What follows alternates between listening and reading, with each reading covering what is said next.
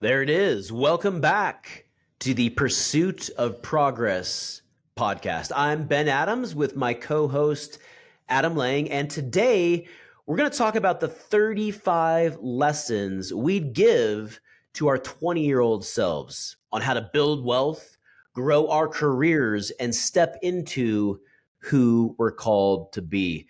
Adam, episodes like this I love because it's only been 15, 20 years since I've been in my 20s, but so much wisdom to pass on. You excited about today? I am, man. This is a fun one. I love kind of looking back and just reflecting on chapters of your life and, 20 years ago, or a 20-year-old self, I should say. That's literally, half, basically within a year or so, half of our current age. So just thinking about, kind of the quarters of life, that we're kind of at halftime at the moment, I would think, as far as our ages go. But thinking about just, at the age of 20, just where we both were personally in our lives. We actually knew each other back then, which is cool to think of. Yeah. But just how different, I think of how different I was then compared to now. And, excited also, though, think about 20 years in the future from now and where we'll be at that point, too. Do you ever look back and just kind of shake your head at yourself on some of your thought processes or behavior or decisions, or, when you were in your 20s? Yeah, man. I think about Jenko jeans and mushroom bowl haircuts. Yeah, those are two right Yeah. off the bat. Yeah, unfortunately, I'm going through that right now with my teenagers. But at the same time, though, there's two ways to look at it. Sometimes I'll look back and I'll be embarrassed almost about some of the decisions I made or how I would act. I may have been very undisciplined. So you can look at it in that regard, or you can look at it in a positive regard and just look at all the growth that you've achieved over the last 15, 20 years. And that's one thing that I've realized for me is the pursuit of growth and pursuing progress, which is why we started this podcast. It really, that to me is one of the most fulfilling, rewarding things, knowing that I'm growing, I'm getting better, I'm becoming more mature, I'm developing my skills, and ultimately I'm stepping into who I'm called to be. Yeah, I think we're kind of like the last generation of individuals that basically did not have our lives being recorded and documented like the current generation and everyone from here on into the future. Like I don't have a social media account to fall back on and look at what I was like at the age of 20 and how I talked and my personality and my tone with how I presented myself on camera and picture, all that kind of stuff. Just not having the ability to go back and see that for us, I don't think that'll be the case anymore. So there's goods and bads to that. I'm kind of glad to leave some of that in the past, but it would be fun just to, have a little bit more, media to kind of see what we were like back then.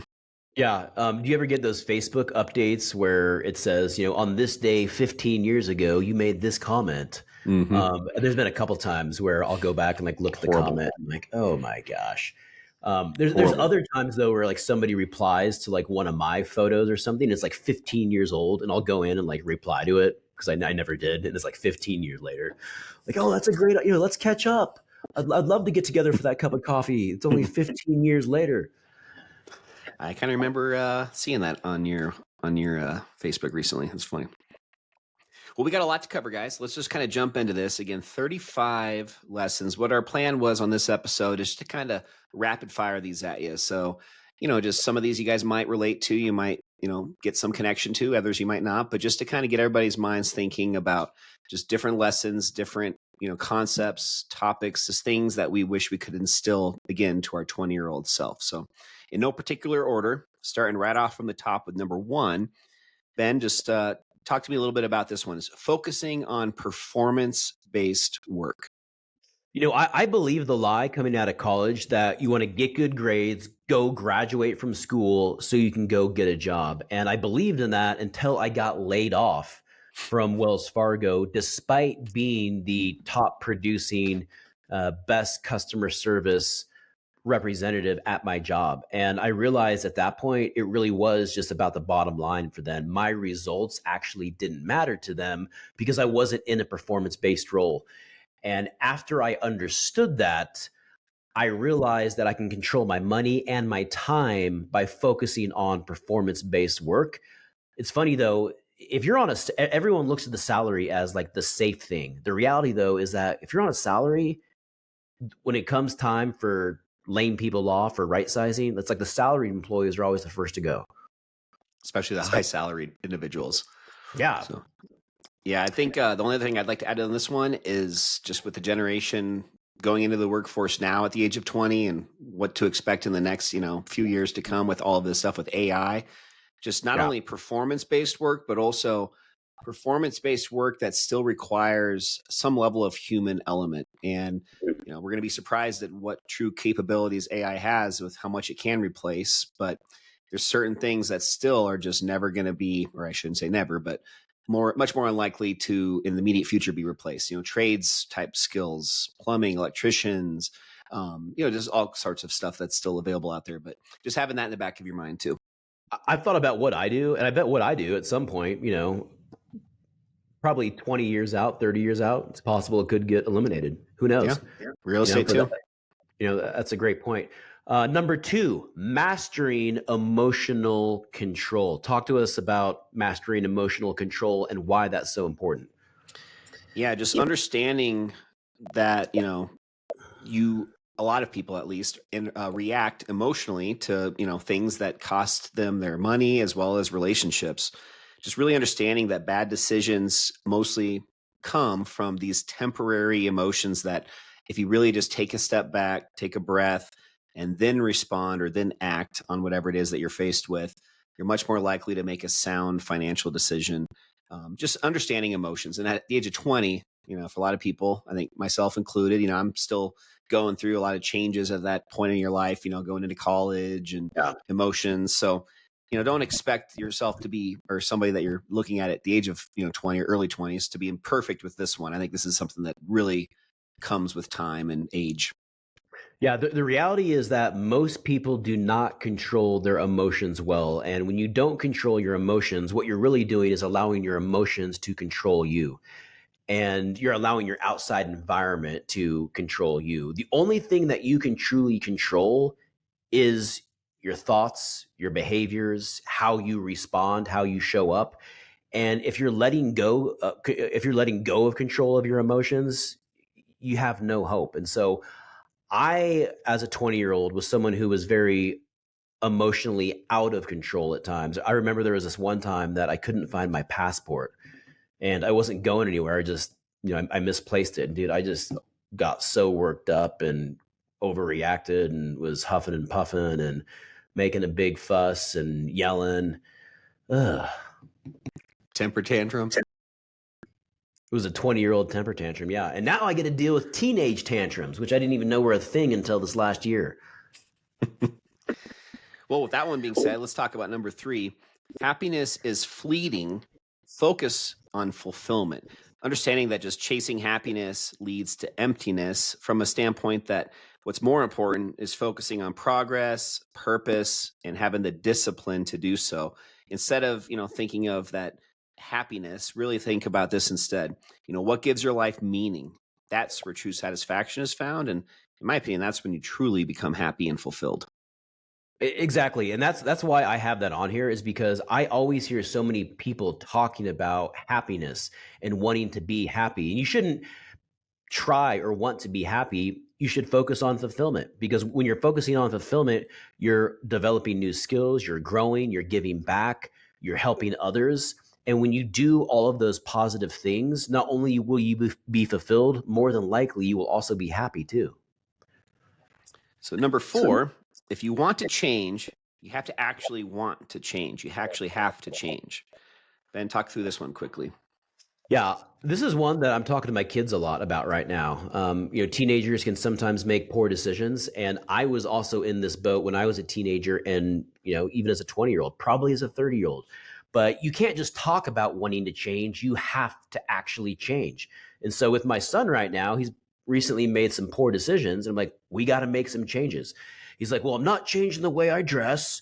I'm not changing the friends that I hang out with. I'm not going to change like what I'm doing after school, but I am going to change. Well, you just told me that you're not changing every area of your life. So you're not going to start making better decisions if nothing's going to change. So, in order to change, you have to change. A lot of times it starts with changing your environment, changing your habits, and cutting things out of your life. And at the age of 20, one tough life lesson you're going to eventually learn if you don't follow this is people eventually change. It's just a matter of how much pain it's going to take before they are forced to make that change. So rather than relying on that pain to get so severe that that's what's creating the change, again, just focusing on the growth, focusing that understanding that the growth is going to be uncomfortable. You just have to pick your hard, pick your difficulty and embrace that. Yeah, if you don't change, if you're not willing to change, someone is going to make those changes for you, i.e., prison, i.e., military school, etc. Number 5, lesson number 5, no one actually cares. This was big for me, and even as recently as like my 30s. Remind yourself, no one actually cares. People are not judging you as much as you think, and stop caring about the opinions of others. The only thing that's doing when you worry about what other people think, what you're really ultimately talking about is embarrassment. And if that's holding you back, then you're not going to be able to step into the person that you're called to be. Yeah, the last like 5 years or so, I think myself, but you as well, have really tried to lean into being behind video on camera more, just being out there a little bit more in the social stratosphere, and that's tough, and I think that's one of the things that so many people, especially in our industries in real estate and mortgage, that want to get into that, but they just have this worry that people are judging them, that they're going to be embarrassed, that they're people everybody cares about, it not looking perfect or stumbling over your words, all that kind of stuff. Nobody cares. Like once you can get that through your head and just understand that, it's very liberating, because take that part out of your headspace and it opens up more creative ability to, just do what you want to do and hopefully find success in doing so. And it's exhilarating to do something that you're really uncomfortable with. I remember making my first few videos, some of the shorts and the YouTubes. It's difficult getting on camera, but then, it's also very fun and rewarding to do something that you may feel insecure about. So no one actually cares. Lesson number 6, stop learning how to sell and learn how to become a resource. What is this about, Adam? Yeah, this is all about value, in my opinion. And one of my favorite entrepreneurs, I haven't been following him as much recently, but it's Gary Vaynerchuk. And he has a really good book that I recommend checking out. It's older. It's probably maybe 15 years old, 10, 15 years old at this point, but it's jab, jab, jab, right hook. And the concept of this is just to really be an expert when it comes to sales and persuasion and just marketing, advertising, all of those concepts, just really understanding how it's jab, jab, jab, meaning add value, becoming a resource, just providing value for free, not with any expectation in return. So jab, jab, jab, just continuing to do so. And then you do a right hook, which is your call to action or your offer, whatever it is that you're trying to hopefully monetize and have as part of your business. So just understanding how, it's not about just straight up selling and asking, it's all about giving. And then when the time is right, and only then having that be when your offer is presented to your customer. I tell every customer that I work with, I'm not here to sell you anything. What I am here to do is be a resource for you so you can determine how to move forward. I'm not here to give you the answers. I want to make sure that I'm helping you ask the right questions so together we can come to the right conclusions. And one thing for me, it's like so many people don't understand money and they don't understand how it works. I see how it holds people in bondage, and I just want to be a resource. I want to help educate. I want to help empower individuals. And you do that by adding value and being someone that they can trust. Love it. Number 7, your biggest problems are actually your greatest blessings. Struggles don't break you, they build you. I think that is, the theme on this one. Just understanding that every setback is really just a chance to grow stronger and wiser. The only way you lose is if you quit. If you're just persistent and just know that any problem that is presented, that's really just an opportunity to hopefully, grow, learn from your mistakes, and become a better human being and better at whatever craft it is you're trying to perfect. So just really looking at problems from a different lens, and that's going to change the way you run your business, to change your just mental health and happiness is going Yeah. to affect a lot of things for the positive. I read today that success and failure are on the same road. One just has an earlier exit. I was Like like, you that. know what? I've never quite heard it like that, where if you just keep going, you're on the same road. If you quit, you're exiting too soon. If you just keep going, you're going to eventually take your success exit. And ultimately, for me, that's how I remind myself. Whenever I'm facing incredible adversity at work or at home, I thank God for allowing that to come into my life, because I know that I'm going to grow as a result of this as a person. And instead of allowing that to bring anxiety and fear into my life, it gives me a fear. It gives me a feeling that I'm going to conquer this. I'm going to grow. I'm going to become more resilient, more formidable because of this thing. I'm going to strengthen this work relationship because we're going to problem solve this problem together. We're still going to get the deal done, and they're going to love us. And so having that attitude when it comes to problems is, it's huge. Love that. So number 8, there are no shortcuts, and you don't want them to be. You don't want any shortcuts, and that's just the whole concept. Kind of going off this last one too, with just easy money often comes with hard lessons. The faster it comes, the faster it goes. The struggle is really what builds those skills, that confidence, and like Ben was saying, that resilience. If it were easy, everybody would do it. And like Ben also just said, really embracing that and just being able to identify that those are the opportunities, those are the moments that you do find this growth and progress. So just, again, look at it from a different perspective. One of my favorite Jim Rohn quotes is when he talks about it's about who you become along the way. So when you're going through your journey, it's not just about getting to the destination. It's about becoming the person that you're called to be, who you become along the way with the character, the skills, the perseverance, all these different qualities. And that's what the real gift is. And Love it. that's why you don't want it to be easy. So number 9, the world owes you nothing. Nada. It sounds like a Zilch. James Bond movie. The world owes you nothing. Get us some Billie Eilish in here. The world owes you nothing. No one's coming to save you. Success isn't given, it's earned. And the faster you accept responsibility and accountability for your actions, your mindset, your life, the faster you'll succeed. Mic drop. Couldn't have said it better myself. Number 10, show me your friends and habits. I'll show you your future.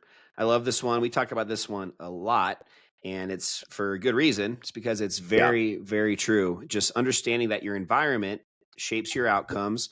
I know Ben might want to say a couple of things on this one. The only other thing that I'll mention is the Pareto principle. Just understanding that the 5 people you spend the most time around are that those habits, those characteristics, those traits of those 4 or 5 other people, that is going to eventually be the same as what you're becoming.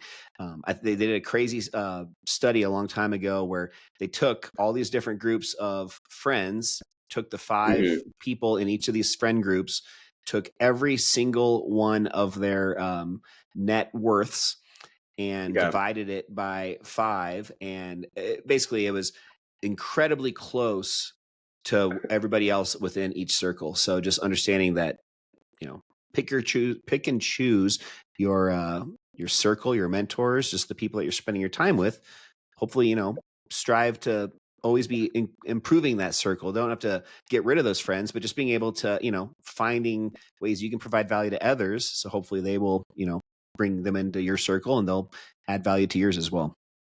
The number one mistake that young people make in reference to this lesson is what they do is they mistake fun for value. And I was guilty of this too when I was in my 20s. This person is fun to be around. I enjoy being around this person without recognizing how toxic their habits are. And so you want to be around this person because they're fun. What you don't realize, though, is you can also have fun with someone that is respectful, responsible, and has very positive habits. And those are lessons I'm trying to teach my kids right now. You can have fun with anyone, but you got to make sure that you're around the right people. Yep. So we'll take a quick break for our sponsor of the week. This one's by Roadrunner Property Care in Tucson, Arizona. Roadrunner Property Care, it's your property, but it's their priority. If you're a property owner in Tucson, Arizona, looking for a hassle-free property management company, well, Roadrunner Property Care takes care of everything. Routine maintenance, security checks, guest management, you name it, they do it. Visit roadrunnerpropertycare.com. That's roadrunnerpropertycare.com to learn more today. Thank you very much to Roadrunner. They've been a great sponsor from day one, and we wouldn't be where we are without them. So thank you, Roadrunner Property Care. Thank you, Roadrunner. And we got some great sponsors with the podcast here. And if you're interested in being a sponsor, please reach out to Adam. We'd love to have that conversation. We would. Our next 10 lessons are focused on discipline and money. So I'll start off with number 11 here. Hard days equal easy life. Easy days equal hard life. This is such an impactful one for me. I think it's so true. If your days are easy, if you don't do anything challenging, if you get up late, if you don't have a job, if you don't work hard, if you're not disciplined, if you eat whatever you want, whenever you want, if you don't exercise, those are all easy things. But you're going to have a very difficult and a very hard life. If you do hard things consistently every single day, if you get up early, you go to the gym, you go for your run, you make your sales calls, you're responsible to your family, you're growing yourself, those are all hard things. They require discipline, commitment, dedication, very hard. Your life will be easy. Love it. Choose your hard and choose it wisely. Number 12, create a vision for yourself. Not just goals, but a vision. Close your eyes. Visualize your career, your finances, your relationships, your health, just your overall purpose and where you want to be in life and how you're contributing back to society. If you can't see that, then it's going to be very difficult for you to build it. Ed Milet, an entrepreneur and a guy that I've looked up to for several years, he talked about vision recently on an episode of his podcast and talked about how this is one of the biggest, in his opinion, biggest attributes that he had in his younger life that really propelled him to the success he has. I think he's well worth over 500 million at this point. Very, very successful guy. And he just talked about, though, that what a lot of people don't have is this vision where people dream at night when they go to sleep. Well, he dreams during the day. Like he's developed such a, very keen ability to have this vision where he can just think about this stuff whenever he wants. Oh. And the bigger you dream, the bigger you visualize on your goals, the much more likely you are to have some success, just having it be top of mind all the time. You need to have a vision because it gives your life purpose. And when you don't have a vision, you can do whatever you want. That's why I think having a vision with your faith, with your money, with your family is so important, because if you don't, none of it matters. You can go spend the money that you don't have. You can go rack up the credit card debt. You can skip out on church because nothing matters. So you need to have a vision and a direction that you're heading. Number 13, you don't need everybody to like you. It's okay to be a loner. It's okay to stop chasing approval all the time from others. The right people will appreciate you for who you are. And freedom really comes from this, especially when you stop caring about other outside, opinions of you. So just really kind of similar to one of those other ones we talked about a little earlier, but just really understanding that you don't need everybody to love you. Yeah, and the biggest one on this is the difference between trying to chase versus learning how to attract. I was guilty of this when I was, younger. I was always trying to chase the girl or the job or the opportunity. And when you do that, you're living from a place of demand or even desperation, and it's very unattractive. But when you build out the skills, the quality, the character, those opportunities will find you, and you won't have to go chasing. They'll come to you. I know you're going to be big on this next one. Number 14, financial literacy is the only second language you need.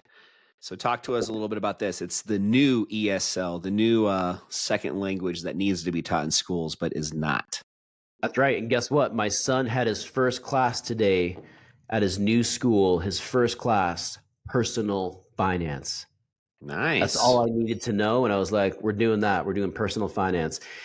Personal finance and financial literacy, I'm not kidding. It is the only second language you need to know. It is so important. If you don't understand how money works, it doesn't matter how much money you make, how high your income is, how successful your career is. You have no hope.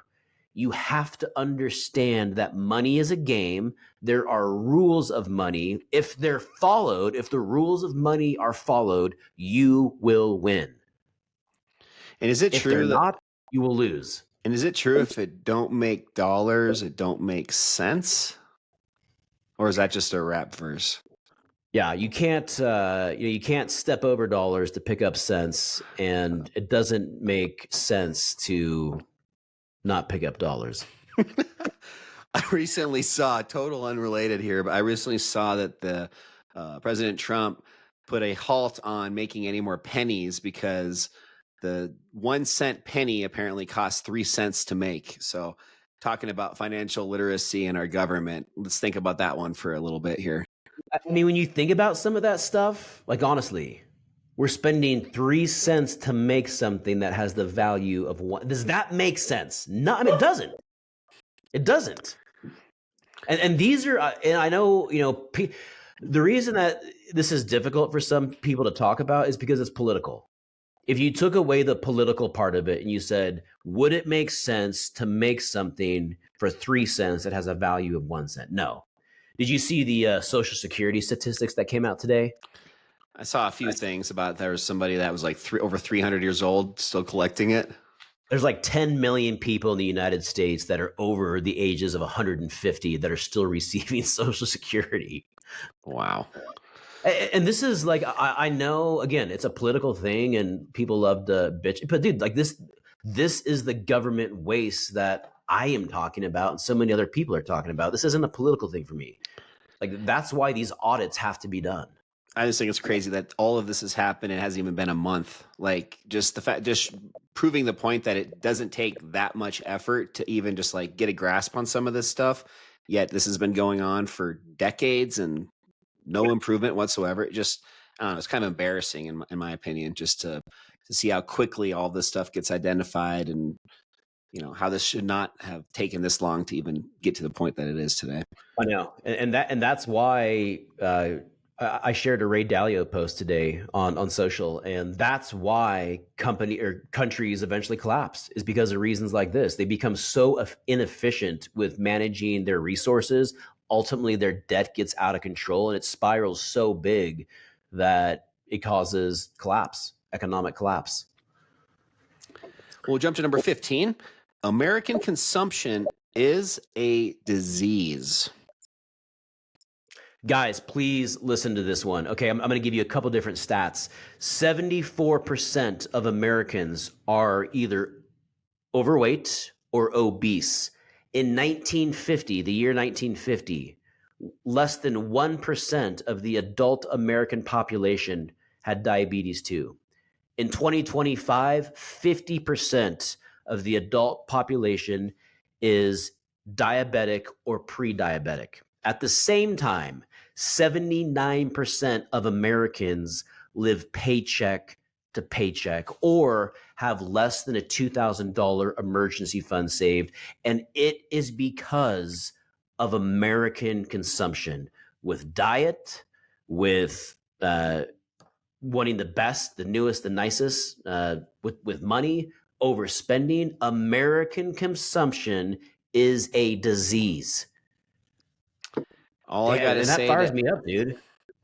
All I gotta say to add to that is look at the Apple iPhone, and I was almost falling guilty to this recently too. It's like, oh, it's got a little bit better camera, or oh, it's got a different port to plug something. Oh, well, yeah, I must need it. Yeah, I'm going to go spend another $1,000 to get the new one, even though this one's totally fine. Just consumption of just keeping up with the Joneses and just the disease, mental health issue that just exists with that. So we There's can move more on, people but on yeah. pills, prescription. There's more mental health issues. I read a statistic today that 50% of adults will have cancer at some point in their life. Wow. Dude, this stuff didn't exist 50 years ago, 100 years ago. It just makes you wonder what needs to change. Number 16, stop drinking and start reading. Yeah, and this doesn't have to come off too harshly, but there's middle ground here to an extent. But just basically it's the concept that alcohol is an escape. Books are growth, and it doesn't have to necessarily be a book reading. It could also be educational content on YouTube or other forms of education. But just understanding that you don't necessarily have to follow the norms of society and do what everybody else is doing. Friday night doesn't have to be a consistent going out to the bars activity. It can be embracing staying at home with your partner and laying in bed and both reading or doing something else productive. Just understanding there's other options out there, and your future self will definitely thank you for just investing in this knowledge and personal growth at the younger age. And it also doesn't have to be alcohol. It could be marijuana or some other substance. Ultimately, it's something that you are using as an escape. And instead of dealing with your issues or growing as an individual, you're allowing, you're essentially numbing yourself instead of dealing with whatever those issues are. Number 17, poverty is a mindset. Talk to us about this one, Adam. Yeah, you become what you believe. If you think you'll always struggle, you will. I forgot what do you call people that are like they think they're always sick? Sycophiliac.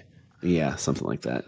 That's not it, but anyways, just thinking of like that as an example. You know what I mean? Just like mindset, glass half full, glass half empty. Just glass half empty, similar to poverty. Just that mindset. People that always are woe is me, life is happening, everything's against me. It's going to continue to be like that if you have that mindset. So just understanding that it's a choice. 10% of life is what happens to you. 90% of life is how you respond. Mm-hmm. So number 18, stop reading and start studying. Wait a second. Wait, whoa. Now you don't want us to read after just saying you wanted us to read? I know. Well, let me share a story in this one real quick. I used to keep track of how many books I read in a year. What I was doing, though, is I was reading all these books, but to actually retain the information, you have to, reading is a great first step, but you have to study, you have to implement, you have to take action on what you're reading. So what I do now, my strategy is a little bit different. I do have a morning book that I read and an evening book that I read. So I'm always reading two books at once. My evening book is more for pleasure. It's usually, it's still, growth inspiring, and it is usually some type of biography that I can read on a famous character. Right now I'm reading a biography on JP Morgan, but my morning read, I have 5 books that I'm reading, and I will just cycle through those 5 books and see how many times I can read them in one calendar year. So instead of seeing how many books I can read, I'm going to see how many books I can read the same time in 1 year. Study. Interesting. I didn't know that. Yeah, I think the only thing I'll add to that is, and I'm speaking from my personal experiences here, is you have to want to read. So don't just look at this as a chore where you sit down in your chair, pick up your book, and you just kind of blankly look at the pages and you're reading, but you're not absorbing it. You're not doing anything with this. It's just kind of going in one ear out the other, so to speak. That's just wasting your time. So make sure you have some level of intention and desire to actually be reading. And if you don't, then maybe just kind of think through like the value of what you're getting out of this, other than just the superficial or just the fact that you're just looking at a book and enjoying it. You're getting other things out of it if it's a good quality book, self-improvement, whatever it may be. All kinds of books have value to them. But just kind of understanding and that's why having the right mindset is so important when you go in. If you know that this is going to benefit you, you're going to grow it as a result as a person. Because I used to not be a reader, And I used to like reading was very difficult for me. So I started reading things that I was semi interested in. And then you kind of like learn what you like, but you got to like be willing to start and try. But you got to have the right attitude. And one last thing before we move on, if you guys are just having a hard time, you haven't read in a long, for years and years and years, and you're trying to get back into it, but you're just struggling, another good tip Yeah. is buy the book, but then also buy the Audible audio version, and you can listen to it while you're also reading it. And having two forms of engagement like that really helps you absorb and just retain a lot more of the content you're reading. So Yeah. if it's a I'm really so glad like you said dry that. book or a book that's just challenging because it's got a lot of kind of maybe complex content in it, especially if it's like a business type book or something, that is especially valuable. And I think you guys would be amazed at just how much more you get out of it. Sometimes it's fun though to read and just have that narrator voice like reading along with you. And I Morgan think Freeman. if you are not a great reader, or if you're learning how to get passionate about reading, I think that is such a valuable tool on how to get started. You're talking about Morgan Freeman? I'm talking about just anything, yeah. Or at a time when interest rates were falling from the sky. So All right, number 19. I'll let you go ahead. desire the right things. Chase freedom, not chains.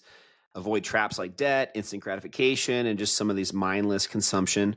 Just again, just like getting your head right, just understanding what's really important, and just having those be what consumes you and what you focus on, rather than some of these empty, traps. So many people let others or American culture or social media define their value. Don't ever let anyone else define your value or what's important to you. Like learn to define your own value. And I always say that, I see so many times it's like, I love that this person had a goal that they're trying to do something. It's just unfortunate that this is what they were, desiring, Mm-hmm. because this thing they were desiring is actually just putting chains around them, and that's why that financial literacy piece is so important, because American consumerism is a disease. And so if you take that financial literacy and you rack up credit card debt because you're pursuing American consumerism and you let someone else define value, well, all of a sudden you've just wrapped chain after chain after chain around you. Does that make sense? Absolutely, very much so. So number 20 goes out to my math fans out there, people out there that love math. Math fans, listen Subtraction. up. Subtraction equals addition.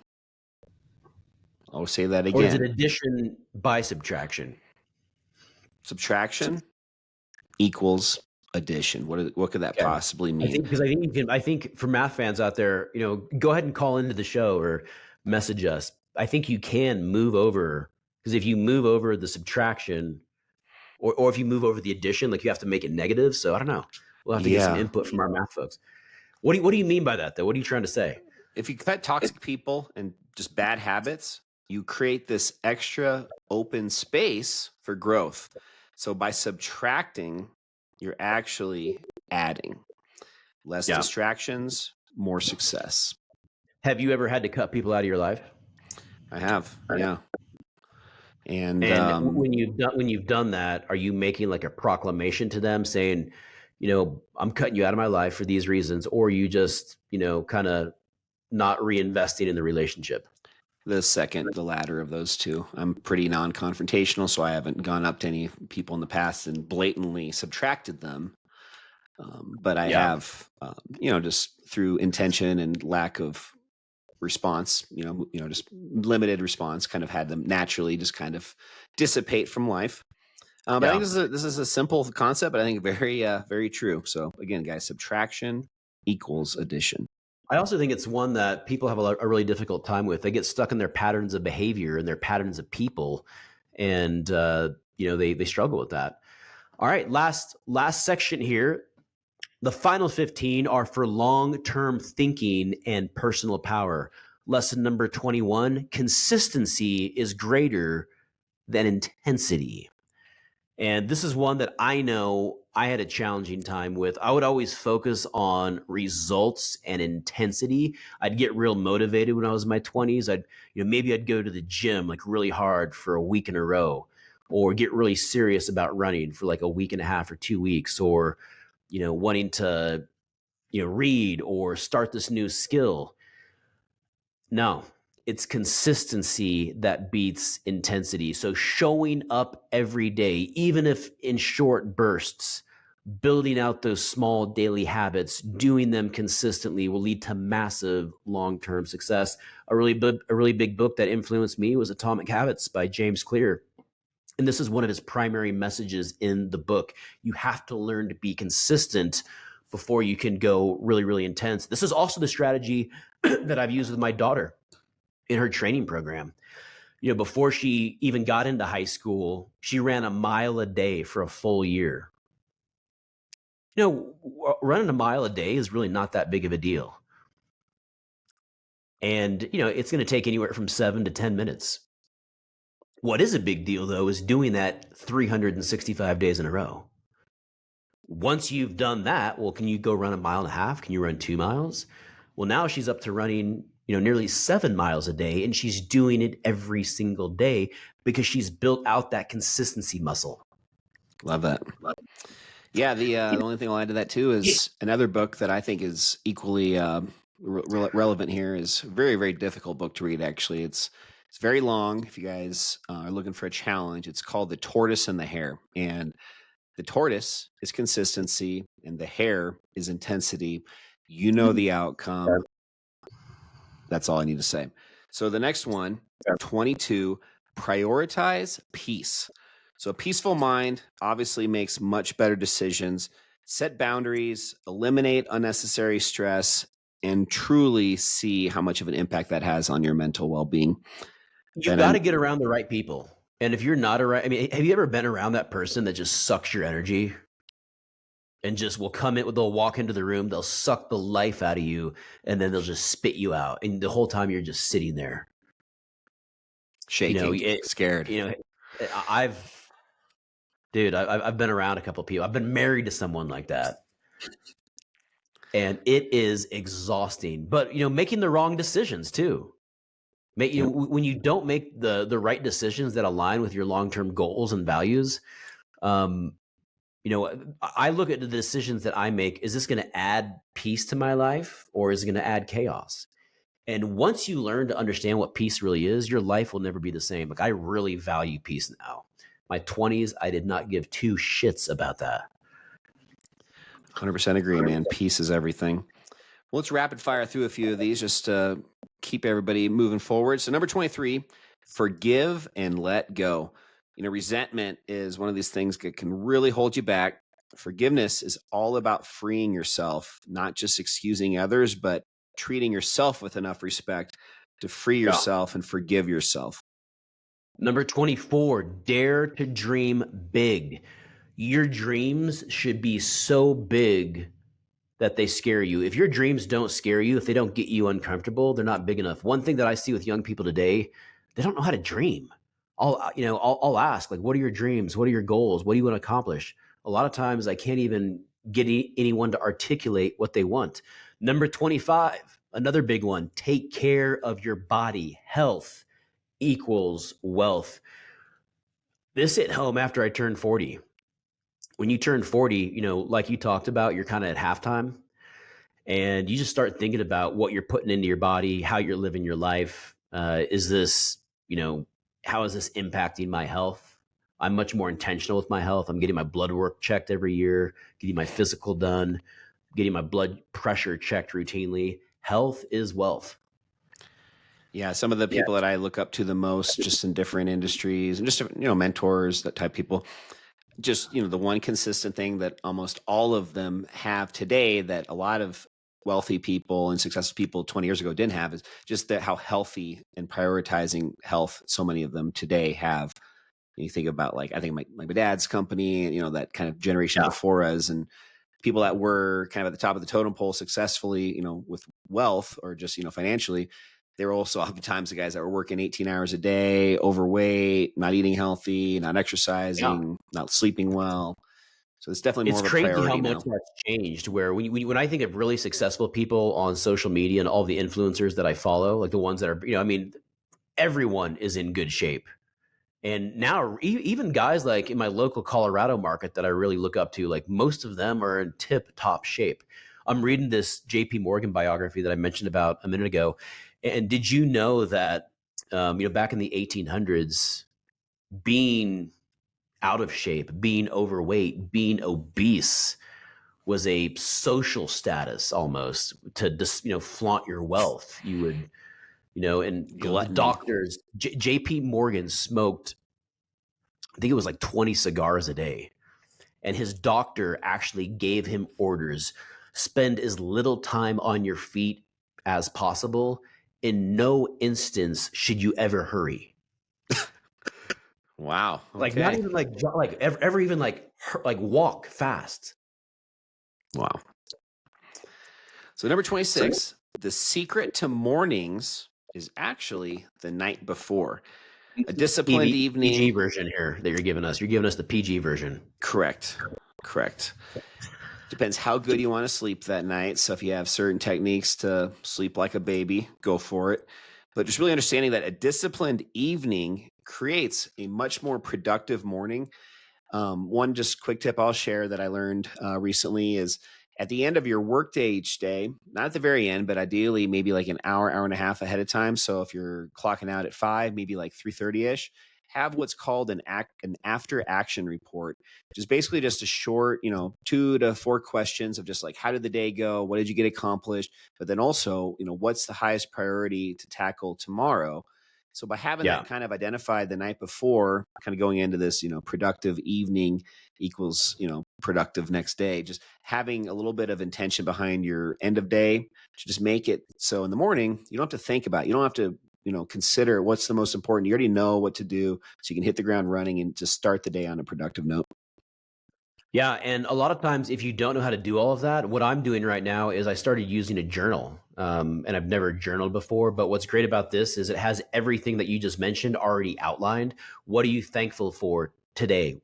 3 things to be thankful for. What are your goals today? What are your objectives? What are you looking to accomplish? What are you going to do during your focus time? What are you looking forward to tomorrow? And you can be as descriptive or not, with how you fill it out. But then there's also a habit tracker too. You can outline what habits are important to you. Did you do this? Check. Did I go to the gym? Check. Did I go for my run? Did I get up on time? Did I read? Did I do all? And so it's just a great way to hold yourself accountable and hold on to that momentum. Love it. So number 27, stay humble and hungry.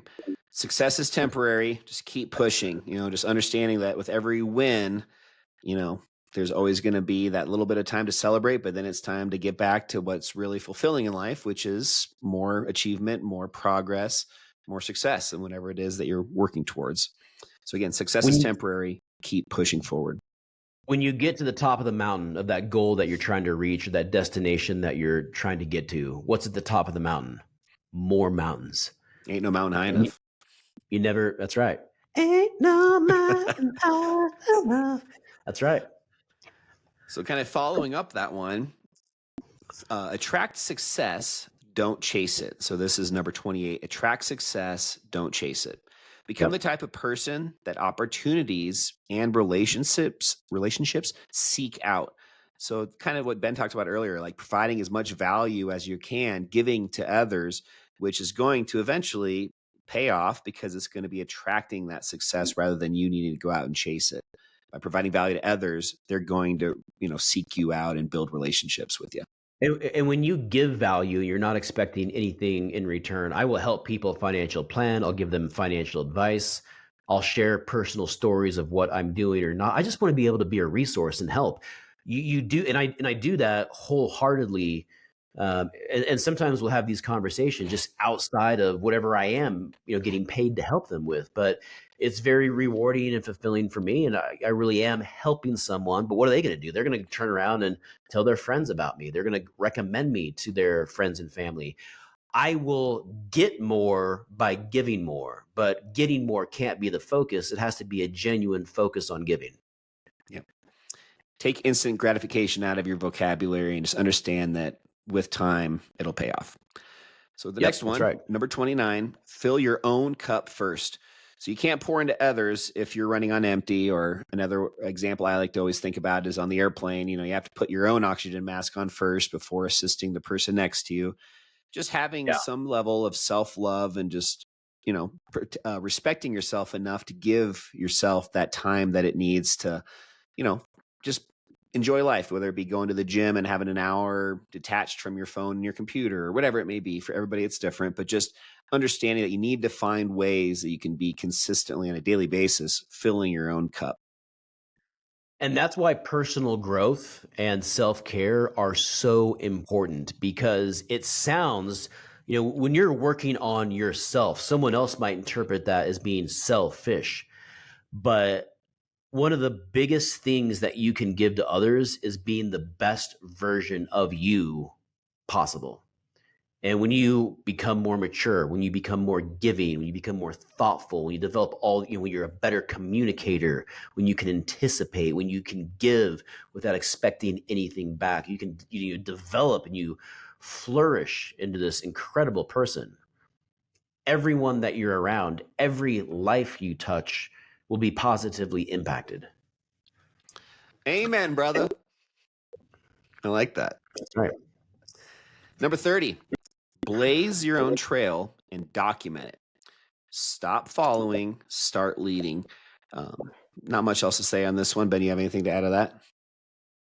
It's, I look back and, just some of the challenges that I had in my childhood, a lot of that was because I didn't have someone that had gone before me, whether it was running or basketball or financial literacy. I had to learn a lot of this stuff on my own.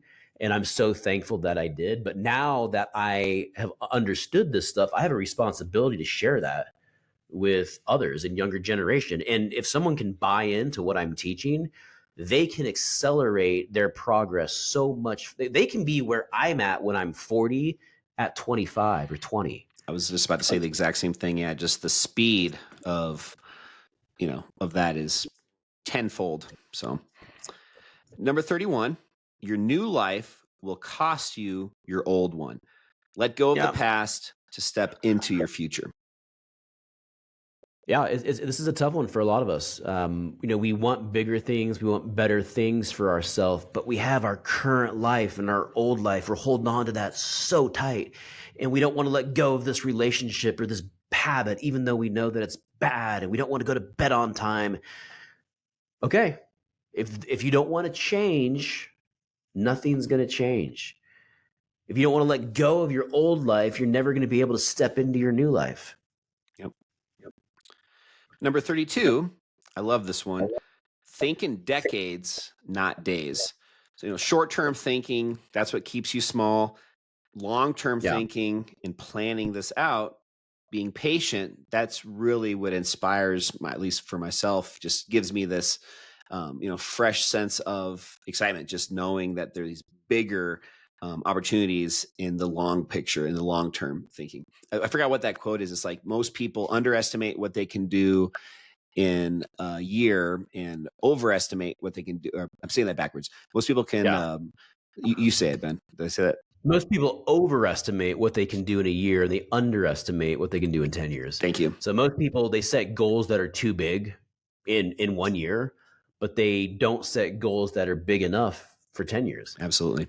I have so many personal stories I could share here, but really, really learn to think in decades. And and when you learn to think in decades, you can ask yourself, how will this decision today that I'm considering impact me 10 years from now, 20 years from now? Is it going to make me wealthier, or is it going to make me poorer? Am I going to have more freedom, or am I going to have less freedom? And when you can start thinking in decades versus days, you will have so much more clarity on what the correct decision is. Very well said. Number 33, never, ever give your power away. Mastering money, time, and emotions. Great if you can. If you can't, they're going to control you. all of these things that we're talking about today, if you don't master them and learn them, you're really just giving your power away. That's what it's coming down to. When you don't have emotional control, when you don't have control over your money, if you make poor decisions, if you're not a great communicator, those are all different ways of just giving your power away. And so what we're talking about is pursuing growth and becoming more resilient, more responsible. When you do that, you hold on to your power, and you also just got to learn to stop chasing the wrong things. And that's a big one. I used to just chase chase the wrong people, the wrong relationships. I would chase things that didn't serve me. I think deep down, you know that. Sometimes you might have a difficult time admitting that to yourself, but I think deep down, a lot of times I knew that. But I had this desire to want to either, I had this desire to be accepted. I want to have I want to be accepted by this person or by this group. And when your equilibrium gets off, you just start behaving like out of character in all of these different areas. And so that's why you got to recenter and, get back on the right trajectory. Yeah, before you know it, you're wearing skinny jeans and a turtleneck. You don't even know how you got there. It's crazy, man. Yeah, and you're competing in, women's 110-meter hurdles. Yeah. All right, only 2 left, you guys. Stick with us. Number 34, control your calendar, control your life. Prioritizing what matters and just scheduling your success. I think this is something that I have a lot of just history and experience with, just with myself, as well as kind of like, teaching different people on my team in the previous company I was with, and now with the real estate group that I'm with, just how important your calendar is, and how even just as important is to actually be following your calendar you've put into place. If you've scheduled your next day ahead of time and you've got a 2-hour block to do a certain thing, maybe in your business, and another 2-hour block to do work on maybe on your business, actually following through and respecting the calendar and doing what the calendar is telling you to do. I've gone through a lot of periods in my life where I've had my calendar in place, but I just haven't respected it and actually followed it. And you're just not doing yourself any favors. It's going to catch up to you if you do that for too long. It's so easy to, what you just mentioned, work in your business instead of on it. And, maybe you get a lead or a phone call comes in unexpectedly. And like right now, I no longer will just take anyone's call. I'll schedule a call with you. I would love to have a conversation. I'm not someone that you can just call though, and I'm going to pick up, even if you're a friend. Like if you haven't, scheduled that call with me or texted me beforehand, I'm not going to answer your call because I have a schedule now. I have a calendar. And I got to admit, this is something that I'm really incorporating for the first time, this year, over the last year. And it's so important because what you just said, it allows you to stay focused on the right things. If I'm answering the phone every time it rings, I don't have any idea who it is. If there's something I can help you with, like call me, text me. It'll say that on my voicemail. Mm-hmm. Yep, that's a big one. Well, we didn't put these in any particular order, but saving this last one for saving the best for last, maybe for some of you guys. Step into who you are called to be. You were meant for more. Embrace that. Just really understand that everybody's unique and different. Nobody is going to be the same as you. Step into whatever it is that you're called to be. And if you don't know what that is, start exploring just different ways that you can maybe find that out, some self, inner reflection on, who you are maybe today, but also who you want to be. Just by us having this conversation right now is when you look at the numbers, the chances that we would be conceived and born, it's against stupendous odds. Absolutely stupendous. And it's something. I was watching a Neil deGrasse video, Neil deGrasse Tyson. And he talks about this exact thing. The fact that you are just alive is the equivalent of, just some outrageous astronomical astronomy number, like 1 in the universe or something, just something that we can't even comprehend.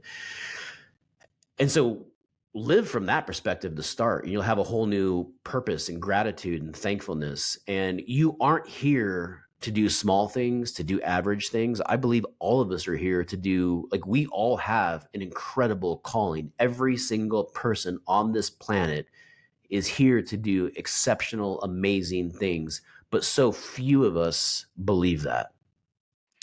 Just imagine what the world would be like if, even just a fraction more thought that way than they do now. Just the impact that would have. And ultimately, I think, like, for civilization to take those next steps, like, we need to, like, that will eventually either happen or not. Yep. We will change or not. We will start treating the planet better, animal welfare better. We'll clean up our diets, or we won't. And if we don't, we're headed down this path. And if we do, then anything's possible. Mm-hmm. I always imagine, like, what if you went to another planet, but that planet was really Earth, but everyone looked different. They looked like aliens instead of humans. And you just saw how they treated each other. And you saw how they treated their animals for harvesting food. And you saw how they treated their planet. I mean, we would look. And then you saw Will Smith running down the alley and yeah, and then you see Will Smith, like, coming down the skyscraper and jumping like 50 stories and, like, lands on, and then he puts his sunglasses on when he, but I think about that because it's like, how barbaric. It just sounds so, I don't know. I mean, I just feel like we treat each other so poorly. We treat our planet poorly. We treat a lot to improve on, I would say. Mm-hmm.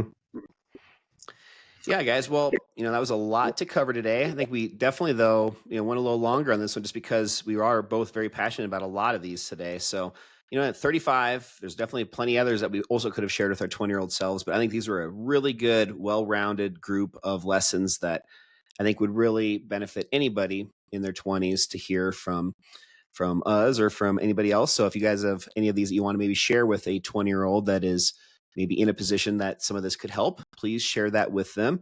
And you guys, just a couple final takeaways before Ben closes us out. Success is not about luck. It's about mindset, habits, and discipline. The world pays for value, not effort. Focus on your performance, not just working hard. Stop chasing approval. Focus more on becoming that best version of yourself. And then once again, financial freedom, it really does require financial literacy. So make sure you guys learn the game. You can, and you are, and you will. Believe it, own it, receive it. And next week, we have our next podcast. We have 40 lessons for our 15-year-old self. So please tune in for that. I'm teasing. I'm teasing. In all seriousness, though, what was your biggest takeaway? Drop us a line, send us a comment, shoot us a message. We'd love to hear. And other than that, thank you for tuning in to the Pursuit of Progress. We hope that you guys got value today. Share it, like it with someone who needs it. And until next time, this is Ben Adams for Adam Lang on the Pursuit of Progress podcast. We'll see you next week. See you guys. See you.